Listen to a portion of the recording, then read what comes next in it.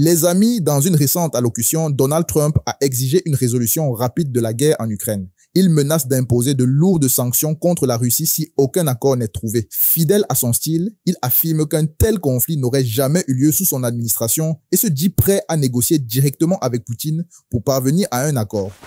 D'après ce que j'ai entendu, Poutine aimerait me voir et qu'il nous rencontrera dès que possible. Je le rencontrerai immédiatement. Chaque jour où nous ne nous rencontrons pas, des soldats sont tués sur un champ de bataille. Et ce champ de bataille n'a pas son pareil depuis la Seconde Guerre mondiale. Le peuple russe est un peuple formidable, mais nous devons mettre fin à cette guerre, s'ils ne parviennent pas à un accord rapide. Et Zelensky, je le dis, veut un accord maintenant. Il en a assez. Il n'aurait pas dû permettre que cela se produise non plus. Vous savez, s'il n'est pas un ange, il n'aurait pas dû permettre que cette guerre ait lieu. Je vais demander à l'Arabie Saoudite et aux pays de l'OPEP de baisser le prix du pétrole. Baissez-le. Je suis étonné qu'il ne l'ait pas fait avant l'élection. Un peu surpris. Si le prix du pétrole baissait entre l'Ukraine et la Russie, la guerre s'arrêterait tout de suite. Actuellement, la guerre se poursuit. Mais il faut réduire le prix du pétrole si on veut mettre un terme au conflit. Ces pays sont en grande partie responsables de ce qui se passe. Il y a des milliers, voire des millions de vies qui sont perdues à cause de ce conflit. Je dois parler au président Poutine, mais il ne peut pas être ravi. Il ne se débrouille pas très bien. Certes, il se démène, mais la plupart des gens pensaient que la guerre serait terminée au bout d'une semaine. Et maintenant, c'est parti pour 3 ans. Il ne peut donc pas être ravi. Cela ne lui donne pas une très bonne image. Zelensky veut conclure un accord. Je ne sais pas si c'est ce que veut Poutine. Peut-être pas, mais il le devrait. Je pense qu'il détruit la Russie en ne concluant pas d'accord. Je pense que la Russie va avoir de gros problèmes. Il suffit de jeter un coup d'œil à son économie et à l'inflation. J'espère donc que je m'entendrai très bien avec lui. Et j'espère qu'il voudra conclure un accord. Des sanctions américaines contre la Russie ? Sanctions ou tarifs douaniers, je pense que le terme « tarif » est plus approprié, ça maintiendra le dollar plus fort. Et Trump a enfoncé le clou il y a quelques instants à peine avec ce message sur ses réseaux sociaux. Je n'aurai d'autre choix que d'imposer des niveaux élevés de taxes, de droits de douane et de sanctions sur tout ce qui est vendu par la Russie aux États-Unis et à d'autres pays. Après les déclarations choc de Donald Trump, Vladimir Poutine n'a pas tardé à réagir. Dans une allocution détaillée, il a répondu point par point aux propos du président américain nouvellement élu, abordant les sanctions, les négociations sur l'Ukraine et les relations entre la Russie et les États-Unis. Voici ce qu'il a déclaré. Tout d'abord, je tiens à dire que la Russie n'a jamais refusé les contacts avec l'administration des États-Unis et ce n'est pas de notre faute si l'administration précédente a refusé ces contacts. Avec le président actuel des États-Unis, j'ai toujours eu des relations professionnelles, exclusivement professionnelles, mais en même temps, je dirais, soit dramatiques, soit basées sur une certaine confiance. Je ne peux pas ne pas être d'accord avec lui lorsqu'il dit que s'il avait été président et si en 2020 on ne lui avait pas volé la victoire, alors peut-être que la crise en Ukraine qui a éclaté en 2022 n'aurait pas eu lieu. Cependant, il est bien connu que Trump, en tant que président, avait également imposé un grand nombre de restrictions et de sanctions contre la Russie, plus que jamais auparavant. Je ne pense pas que ces décisions correspondaient aux intérêts non seulement de la Russie, mais aussi des États-Unis eux-mêmes.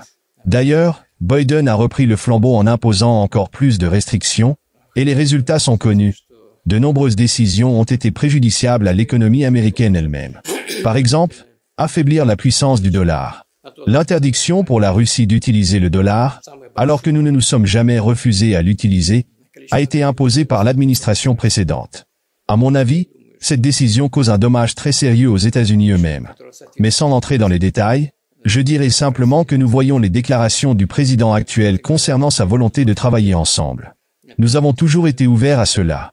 Quant aux questions liées, disons, aux négociations, nous avons toujours dit, et je tiens à le souligner à nouveau, que nous sommes prêts pour ces négociations sur la question ukrainienne. Cependant, il y a des points qui nécessitent une attention particulière. Par exemple, le chef actuel du régime de Kiev, lorsqu'il était encore un chef d'État relativement légitime, a signé un décret interdisant toute négociation. Comment pouvons-nous établir des négociations si elles sont interdites? En ce moment, nous sommes dans les murs de l'université de Moscou. Par ma formation de base, comme vous le savez, je suis juriste, diplômé de la faculté de droit de l'université de Saint-Pétersbourg, ou plutôt de l'université de Leningrad à l'époque.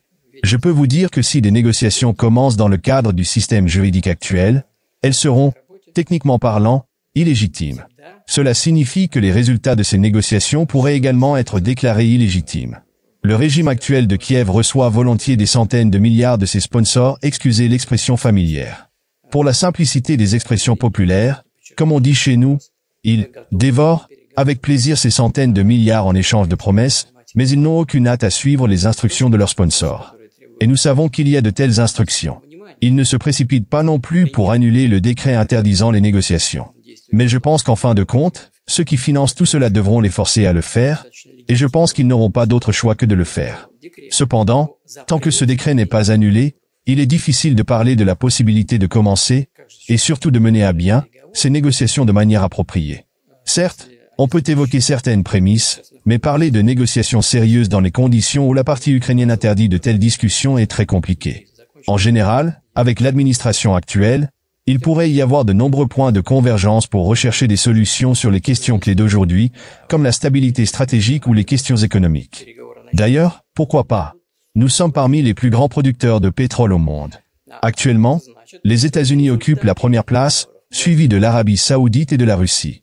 Ce qui est caractéristique des économies russes et américaines, c'est que nous ne sommes pas seulement parmi les plus grands producteurs d'énergie, mais aussi parmi les plus grands consommateurs.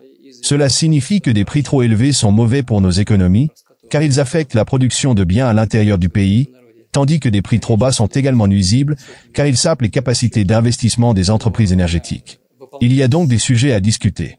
Il existe également d'autres questions dans le domaine de l'énergie qui peuvent être d'intérêt mutuel. À ce propos, je doute que le président actuel des États-Unis, M. Trump, avec qui nous avons travaillé lors de son premier mandat, prenne des décisions qui nuiraient à l'économie américaine.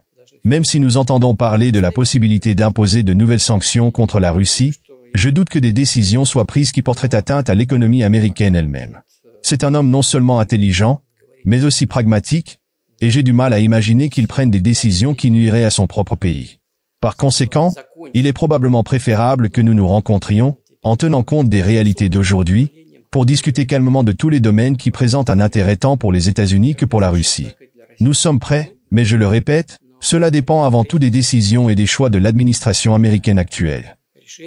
Les récentes déclarations de Donald Trump et de Vladimir Poutine offrent un aperçu des dynamiques actuelles entourant le conflit en Ukraine. Le président Trump a récemment critiqué la gestion de la guerre par Poutine, affirmant que ce dernier détruit la Russie en refusant de négocier une fin au conflit. Il a menacé d'imposer de lourdes sanctions économiques si la Russie ne s'engageait pas dans des pourparlers de paix. En réponse, Poutine a souligné que la Russie n'a jamais refusé le dialogue avec les États-Unis, attribuant l'absence de communication à l'administration américaine précédente. Il a exprimé son accord avec Trump sur le fait que si ce dernier avait été président en 2020, la crise ukrainienne n'aurait peut-être pas eu lieu. Cependant, Poutine a rappelé que même sous la présidence de Trump, de nombreuses sanctions avaient été imposées à la Russie, ce qui, selon lui, n'était bénéfique ni pour la Russie ni pour les États-Unis. Ces échanges interviennent dans un contexte où le conflit en Ukraine, débuté en 2022, s'est intensifié avec des pertes humaines et territoriales significatives pour l'Ukraine. L'administration Trump cherche à mettre fin à cette guerre en exerçant une pression économique sur la Russie, notamment en réduisant les revenus pétroliers russes